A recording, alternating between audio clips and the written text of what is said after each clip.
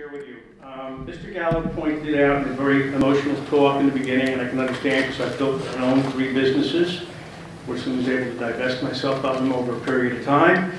That none of us have credentials, we don't know what we're talking about, we haven't done hands-on. So kind of as a background, I'm the president of Dog Advocacy and Rescue. I put my money where my mouth is, and what we do is we fund court cases that come to municipalities like you folks to help defend the rights of dogs that have been abused by humans. Unfortunately, it happens too often.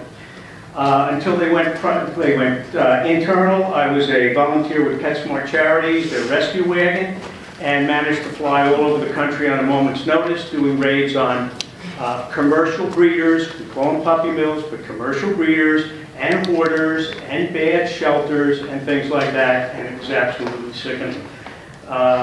What I got to see firsthand were puppies, were dogs who were used as breeding dogs, the size of a beagle, living in a cage with a wire mesh background down under the size of a dishwasher. That is the norm. When Gene mentioned about this guy, Abe Miller, I've seen his sites, almost got shot when I tried to visit it because other people would come and see him, because God makes you the right thing, the wrong thing. I'm also a member of the Camden Animal Response Team, the County Animal Response Team in Camden County, with guys who showed up when Superstorm Sandy hit the Jersey Shore and put our lives at risk. And we saw the things that were going on and trying to help people save their animals.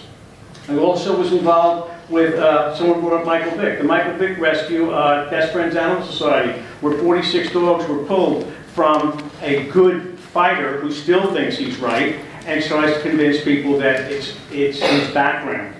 A couple of things I want to point out to you while I have the time. CEO of Petland 2 years ago stated he couldn't believe anybody would buy a dog or would set up a pet store selling puppies in New Jersey. I feel sorry for Mr. Gallo because the franchise salesman must have done a really good job. The other thing is, we've sent you tons of information. I appreciate those of you who actually have read it. I got the weed receipts. And the last thing I want to share with you, rather than take a lot of time, is, and I apologize for the quality of the picture. These are taken pictures, they're not made up pictures. One is going to be this one, which I'll share with you, which is how the 8 puppies who I'm fostering live in my home in an 8x10 room, and what you see in the puppy store. One more second. The play area with an 8x80 foot run that they're in, what they're going to live like in Petland. And I will give this to you. There's a Petland sign that I think you'll find interesting because it talks about the disease. Thank you. Next. Anyone else in this row? Yep. Let's go here. By the way, you're all invited to multiple breeders, good New Jersey quality breeders who would love to show you how it's done the right way. All right, thank you very much. I should have sat in the back, I guess. My name is Jeff Nash. I have the honor of serving as a Camden County freeholder for the past 30 years. And I was first elected when I was 12, obviously. I'm here today because Old Bridge is about to permit the retail sale of dogs and cats for the first time in this state in over 5 years. And the last time a retail sales store opened in New Jersey was in my community. And I sat where you're sitting today 6 years ago, not knowing what I was about to experience. And we at Camden County and the 37 municipalities that passed a ban on the retail sale of animals, we heard testimony not only from the advocates, but from responsible breeders, from the shelters, who gave us their perception as to what is right and what is wrong. And what we found through that testimony is that the retail sale of animals in the store is not only archaic, it is fundamentally wrong. And there are 3 public policy reasons which prompted 37, every single township in Camden County, including the Gloucester County, to not under the dark of night, but through public testimony, pass the ban. Policy number 1, as you've heard, the sale of puppy mill dogs is just horrific. The conditions in which these dogs are bred throughout the country is just unacceptable. That's number one, and that's obvious. Number two, the county and the municipalities are trying to promote the rescue and the adoption in their forever homes of rescue dogs. There are thousands of rescue animals. There are 4 rescue shelters in Camden County alone, and those shelters advocated to us, please help us prompt the families who are looking to buy a dog or to bring a dog into their house to first look at our shelters. But also, we heard from the responsible breeders, and what I learned and did not know is that there are hundreds, if not thousands, of responsible breeders in the state of New Jersey and in my community. And what each of those responsible breeders told us many times is that a responsible breeder would not broker one of their animals. They would go and they would want to meet the families that were taking in the animal. They want to make sure that the purchaser of their dog, a purebred dog, was going to give that dog a loving home and care. The third and maybe most complicated issue that we were grappling with is a consumer products issue, because we heard testimony from... Thank you very much. Yes.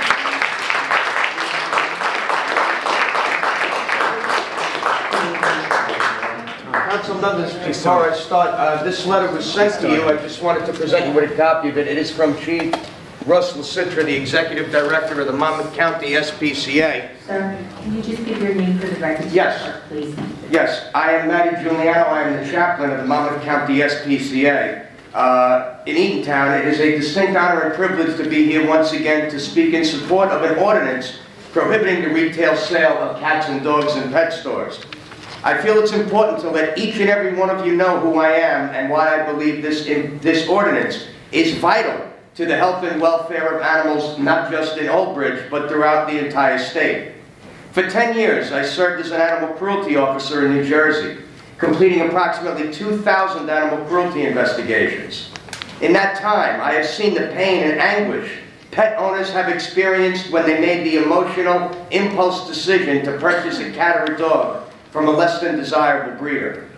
While I am not going to take up your evening with all of the specific details of these cases involving the sale of puppy mill dogs, I would like to address this body from my current position as the chaplain for the Monmouth County SPCA and PBA Local 394.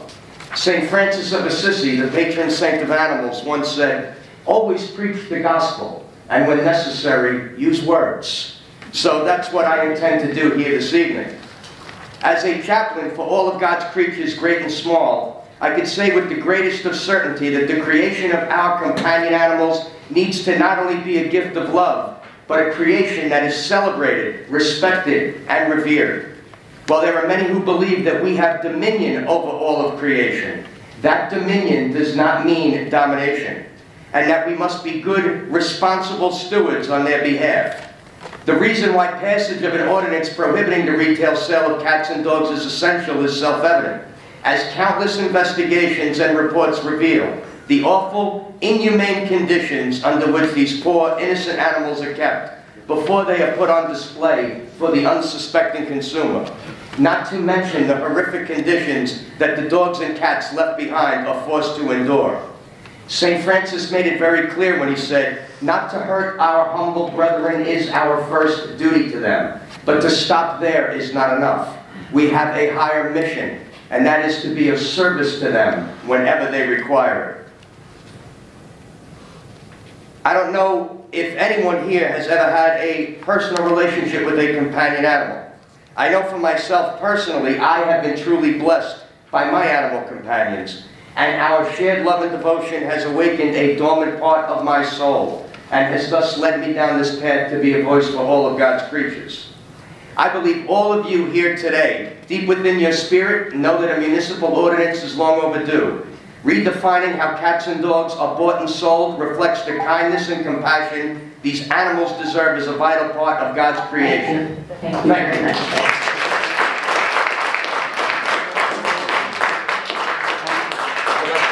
Put this in for the record as well, so you have your copy. Thank you.